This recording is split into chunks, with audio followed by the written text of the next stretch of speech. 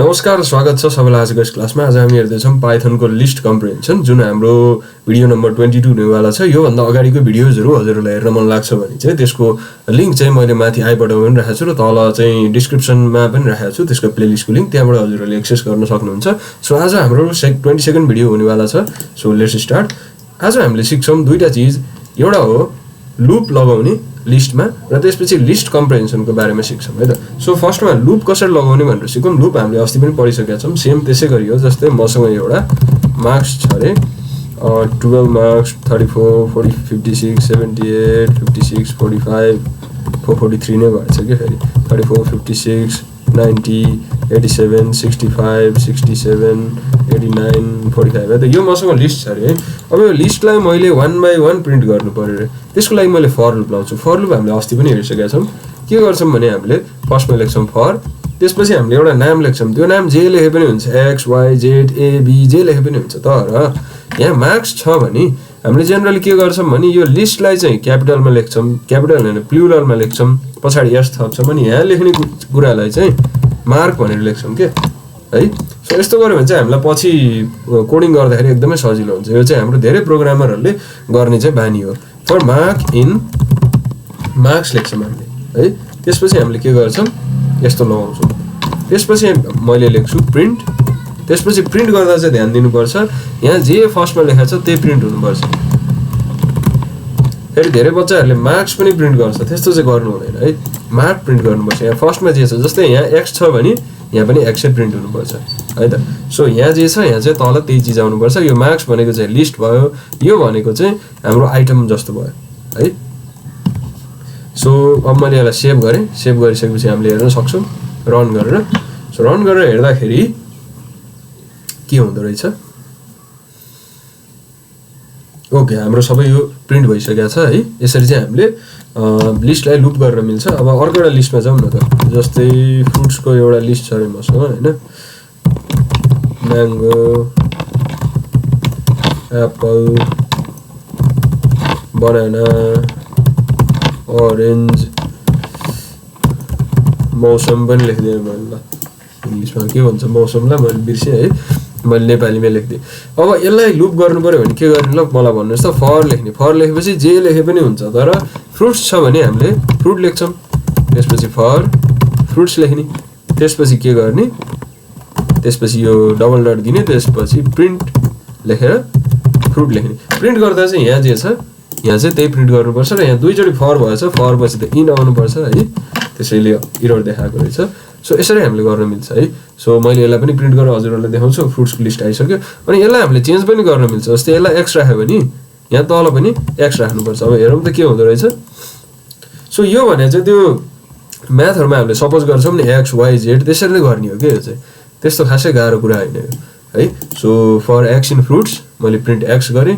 तर हाम्रो जेनरली चलन चाहिँ के हुन्छ भने जे छ त्यसको चाहिँ सिङ्गुलर राख्ने चलन हुन्छ कि। जस्तै फ्रुट्स छ भने फ्रुट, मार्क्स छ भने मार्क, त्यस्तो के। जस्तै फ्रेन्ड्स छ भने फ्रेन्ड, त्यस्तो। फेसबुकमा फ्रेन्डहरू हुन्छ नि धेरै होइन, त्यसलाई पनि लुप गरेर देखाउँछ फेसबुकले है। सो यो भयो हाम्रो फ्रुट्सको बारेमा है। अब यसपछि फ्रुट्सको बारेमा होइन, लुपको बारेमा, फर लुपको बारेमा है। अनि यसपछि loop through the index number. अब कहिलेकाहीँ चाहिँ कस्तो हुन्छ भने इन्डेक्स नम्बरबाट लुप गर्नुपर्ने हुन्छ। जस्तै यसैलाई लिउँ न ल, यो हाम्रो छ अरे यहाँ एउटा लिस्ट है।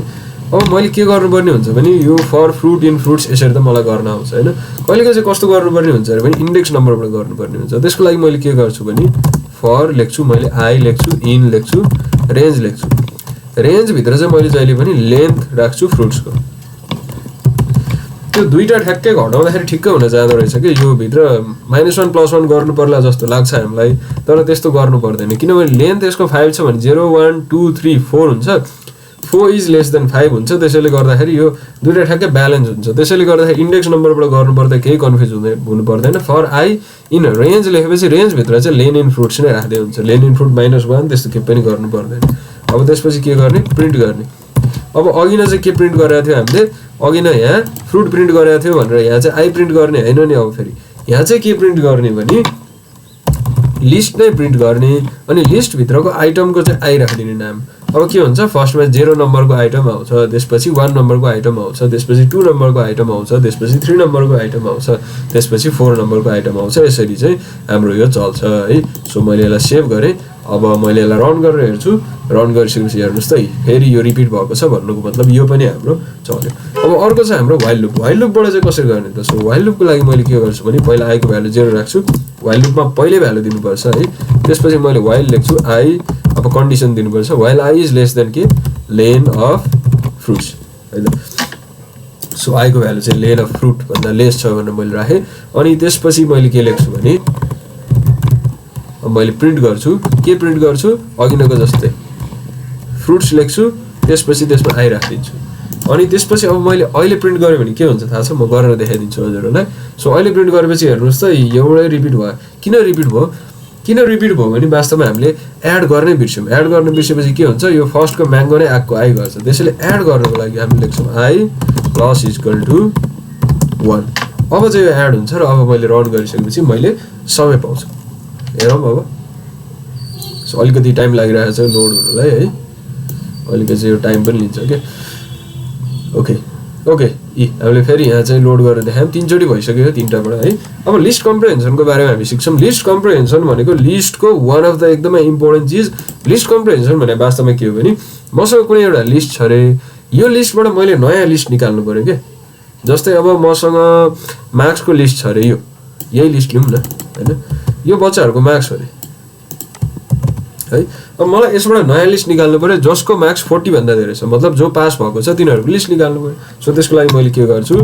अब लङ कटबाट गरौँ है त। पहिला मार्क्स कम्प्रिहेन्सनबाट नगरौँ, पहिला फर लुपबाट गरौँ। फर्स्टमा मैले यसलाई इम्प्टी लिस्ट मान्छु। इम्प्टी लिस्ट मानिसकेपछि मैले के गर्छु भने फर मार्क इन मार्क्स लेख्छु।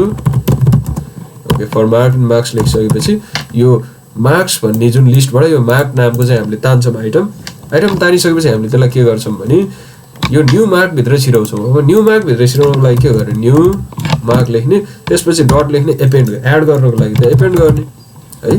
एपेन्ड गरिसकेपछि हामीले के गर्ने? त्यसभित्र मार्क्स लेख्ने। भनेपछि यो के भयो? पहिला 12 लिन्छ यसले। 12 लिएपछि यहाँ 12 चेक गर्छ पहिला। अनि चेक गर्दाखेरि के हुनुपर्छ? यो if mark is more than or equal to 40 या 40 भन्दा बढ्ता छ भने मात्रै त्यसो गर्न पाउँछ है। हाम्रो फेरि कन्डिसन पनि छ नि त होइन। सो त्यसले गर्दाखेरि पहिला यसले मार्क लिन्छ 12 यहाँबाट। 12 लिइसकेपछि चेक गर्छ 40 भन्दा धेरै छ कि छैन। छैन भने त्यसलाई बाइकआउट गर्छ। 34 हेर्छ 34 40 भन्दा धेरै छ छैन, त्यसलाई पनि बाइकआउट गर्छ। 56 हेर्छ यस 56 40 भन्दा धेरै छ भने अब यसले यो न्यू मार्क्स भन्नेमा चाहिँ त्यसलाई हालिदिन्छ। एपेन्ड भनेको त्यसभित्र हालिदिने। हालिसकेपछि फेरि सबलाई चेक गर्दै हाल्दै गर्छ र जसको भ्यालु 40 भन्दा धेरै छ त्यसलाई मात्रै यसले हाल्ने काम गर्छ। र हेरौँ अब न्यू मार्क्सको चाहिँ भ्यालु के आउँदो रहेछ। सो न्यू मार्क्सको भ्यालु हाम्रो आउँछ। मैले यहाँ रन गर्छु। रन गर्दाखेरि हजुरहरूले हेर्न सक्नुहुन्छ यहाँ अलिकति केही गडबडी भयो जस्तो लाग्यो मलाई। न्यू मार्क्स डट एपेन्ड यहाँ मैले मार्क्स लेखेको छु। अब हेर्नुहोस् है, मार्क्स लेख्यो भने चाहिँ के भयो भने यो मार्क्स जति सबै एपेन्ड भयो कि मार्क्सै मार्क्स एपेन्ड भयो। यहाँ जहिले पनि मार्क लेख्नुपर्छ किनभने यो मार्क्स भनेको त लिस्ट हो। यहाँ त मार्क लेख्नुपर्छ। मैले पहिला पनि भनेको थिएँ नि फर लुपको यहाँ जे हुन्छ तलतिर त्यही कुराहरू मात्रै आउँछ भनेर भनेको थिएँ मैले। अब मैले रन गर्छु। अब रन गरिसकेपछि मैले यहाँ लिस्ट पाएँ। यस्तो लिस्ट पाएँ जसको भ्यालु चाहिँ 40 भन्दा धेरै छ है। यसरी चाहिँ मैले नयाँ लिस्ट बनाउन मिल्छ। तर लिस्ट कम्प्रिहेन्सन भनेको यस्तो रमाइलो चिज हो कि जुन यत्रो लामो 5-6 लाइनको कोड छ नि त्यसलाई एक लाइनमा गरेर सिद्धाइदिन्छ। कसरी? फर्स्टमा हामीले नाम लेख्ने। अब यसको नाम अलिकति डिफ्रेन्ट भएर है त। न्यू मार्क्स 1 भनेर मैले चाहिँ यसको नाम राखेँ। अब के गर्ने थाहा छ? एउटा लिस्ट बनाउने। अब फर्स्टमा मलाई के हाल्नु छ यसभित्र? मलाई मार्क हाल्नु छ। यो मार्क त मैले मार्क लेख्ने फर्स्टमा है। अनि मार्क लेखिसकेपछि अब यो मैले फर लुप चलाउने यसभित्रै यही लाइनमा फर लेख्ने। यो फर लुपमा जे छ त्यो लेख्ने फर मार्क इन मार्क्स लेख्ने है। म फेरि भन्छु फर्स्टमा मलाई चाहिने मैले चाहिँ एक्सप्रेसन लेख्छु है, मार्क लेख्छु। त्यसपछि मैले यो फर लुप चलाउँछु यसमा है। यसरी फर लुप चलाउँछु। त्यसपछि मैले के लेख्छु? त्यसपछि मैले कन्डिसन दिन्छु। यहाँ मैले यसरी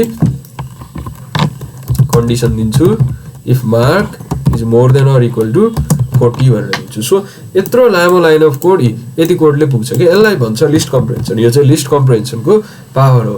अब म दुईटालाई रन गरेर देखाइदिन्छु हजुरहरूलाई। प्रिन्ट गरौँ पहिला यसलाई। सो न्यू मार्क्स 1 छ हाम्रो। अब यसलाई प्रिन्ट गर्दाखेरि सो दुईटै सेम आएको छ भनेपछि लिस्ट कम्प्रिहेन्सन भनेको चाहिँ यस्तो रमाइलो कुरा हो। हाम्रो यत्रो धेरै कोडलाई यसले यति सजिलोसँग चाहिँ गरिदिन्छ। अब यसको नाम पनि छ है। यो फर्स्टमा जुन हुन्छ नि त्यसको नाम हो एक्सप्रेसन। फर्स्टको नाम के हो एक्सप्रेसन, सेकेन्डको नाम हो आइटम, थर्डको नाम हो इटरेबल, फोर्थको नाम हो कन्डिसन। एक्सप्रेसन भनेको चाहिँ के हो भने हाम्रो यो नयाँ लिस्टभित्र जे आउँछ त्यसलाई एक्सप्रेसन भन्छ। आइटम भनेको के हो भने पुरानो लिस्टबाट हामीले जे तान्नु छ त्यसलाई भन्छ आइटम। यो दुईटामा धेरै मान्छेहरू झुक्किन्छन्। यो दुईटा सेम छ भने एक्सप्रेसन र आइटम भनेको सेम हो भनेर मान्छेहरूले बुझ्छन्, तर त्यो फरक हो। एक्सप्रेसन भनेको हाम्रो नयाँ लिस्टभित्र जे आउँछ त्यो एक्सप्रेसनले दिन्छ। आइटम भनेको हाम्रो जुन पुरानो लिस्ट छ त्यसभित्रको डेटा तान्नको लागि हामीले जुन यो वर्ड युज गरेका थियौँ नि त्यसलाई भन्छ आइटम। त्यसपछि इटरेबल भनेको त लिस्ट हो। इटरेबल भनेको के हो लिस्ट हो, या त टपल पनि हुनसक्छ या डिक्सनरी पनि हुनसक्छ, जे पनि हुनसक्छ। अनि यो त हाम्रो कन्डिसन भइहाल्यो, हामीलाई चाहिएको कन्डिसन। सो यो दुईटामा चाहिँ झुक्किनु भएन। एक्सप्रेसन भनेको नयाँ लिस्टसँग रिलेटेड, आइटम भनेको पुरानो लिस्टबाट तान्नको लागि हामीले युज गरेको एउटा चिज, एउटा नाम। जस्तै त्यसको सट्टामा एक्स राख्न पनि सक्छौँ, जे पनि राख्न सक्छौँ है। सो मैले सेभ गरेँ। अब यतिखेर चाहिँ मलाई यहाँबाट मार्क तान्नु छ मार्क्सबाट, अनि त्यही मार्कलाई डिस्प्ले गर्नु छ, त्यसैले गर्दाखेरि मैले यो लेखेको। अब मलाई मार्क्स प्लस 1 लाई डिस्प्ले गर्नु छ भने मैले यहाँ मार्क्स प्लस 1 लेख्छु, तर यहाँ मैले मार्क प्लस 1 लेख्दिनँ किनभने यो मार्क भनेको मार्क्सबाट मैले तानिसकेपछि यो मार्क प्लस 1 मा चाहिँ मैले यता डिस्प्ले गर्नुको लागि चाहिँ मार्क प्लस 1 लेखेको। अब यसलाई प्रिन्ट गर्दाखेरि हेर्नुहोस् पहिलाको भन्दा प्लस 1 आउँछ। 56 को 57, 78 को 79 यसरी प्लस 1 हुन्छ। हामीले एक्सप्रेसनलाई चाहिँ चेन्ज गर्न मिल्छ, म्यानिपुलेट गर्न मिल्छ, तर आइटमलाई चाहिँ चेन्ज गर्न मिल्दैन है। जस्तै अर्को एउटा म एक्जाम्पल दिन्छु है हजुरहरूलाई। यो मेरो फ्रुट्स छ अरे है। अब फ्रुट्स मेरो यहाँ छ हैन। अब मैले चाहिँ नि न्यू फ्रुट्स भनेर लेखेँ। अनि त्यसपछि अब मैले के गर्छु भन्नुस् त, पहिला मैले फ्रुट लेख्छु फ्रुट, अनि फर लेख्छु फ्रुट इन के लेख्छु मैले फ्रुट्स भनेर लेख्छु। अनि कन्डिसन भन्ने चिज छ नि यो लास्टको, त्यो चाहिँ हाले पनि हुन्छ नहाले पनि हुन्छ, त्यो चाहिँ अप्सनल हो। जस्तै फर्स्टको यो एक्सप्रेसन भयो, सेकेन्डको यो आइटम भयो, थर्डको यो इटरेबल भयो है त। यहाँसम्म हामी एकदमै क्लियर छौँ। अब यसरी प्रिन्ट गऱ्यो भने के आउँदो रहेछ म हजुरहरूलाई पहिला प्रिन्ट गरेर देखाइदिन्छु है। न्यू फ्रुट्स मैले प्रिन्ट गरेँ, मैले सेभ गरेँ। सो न्यू फ्रुट मैले प्रिन्ट गर्दाखेरि यसरी यो प्रिन्ट भएर आयो। अब मलाई नि यो जुन यो फ्रुट भनेको के हो एक्सप्रेसन हो। एक्सप्रेसनलाई हामीले चेन्ज गर्न मिल्छ। सो यसलाई मलाई चाहिँ अप्पर केसमा लानु मन लाग्यो अरे। सो अप्पर केसमा मैले लगेँ। अब मैले प्रिन्ट गर्छु।